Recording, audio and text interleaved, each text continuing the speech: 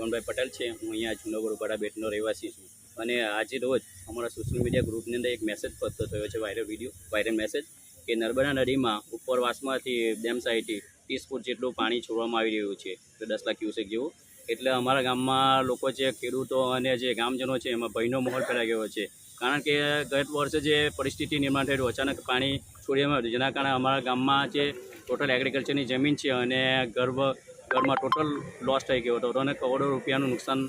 વેઠવાનો વારો અમને આવ્યો હતો। એટલે હાલ જે મેસેજ થયો છે એનું મારે એક જ જાણવું કે તંત્ર દ્વારા કહેવું છે કે તમે જે આ મેસેજ થયો છે અહીંયા અમે કાયદેસરની કાર્યવાહી કરવાનો। ખોટો મેસેજ છે કે સાચો મેસેજ છે એ અમને અમારા ગામવાળાને હજુ ખબર જ નથી, એટલે અત્યારે બી ડરનો માહોલ છે। તો આવો જે મેસેજ ખોટો પાસ થયો છે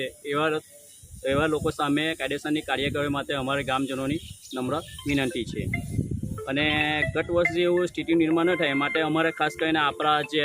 રાજ્યના મુખ્યમંત્રી ભૂપેન્દ્ર પટેલ સાહેબ તેમજ આપણા સદાસરોવર ડેમ ઓથોરિટીને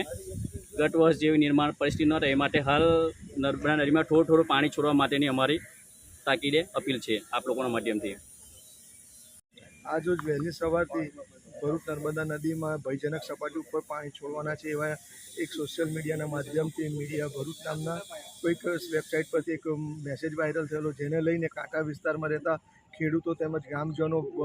એમાં એકદમ ફફડાટની લાગણી ફેલાઈ ગયેલી છે, ગભરાઈ ગયેલા છે લોકો। ગઈ વર્ષની જે તારાજીને લઈને આ લોકોમાં ખરેખર ગંભીરતા જોઈ એ લોકો પોતે જે ખેડૂત હતા તે ખેતરે નથી ગયા, મજૂરિયાત વર્ગ મજૂરી કરવા નથી ગયો છે, શાકભાજીને લઈને લોકો છે જે શાકભાજી વેચવા બહાર જાય છે તે લોકો પણ નહીં ગયા અને પોતાના ઘર વખરીનો જે સામાન છે તે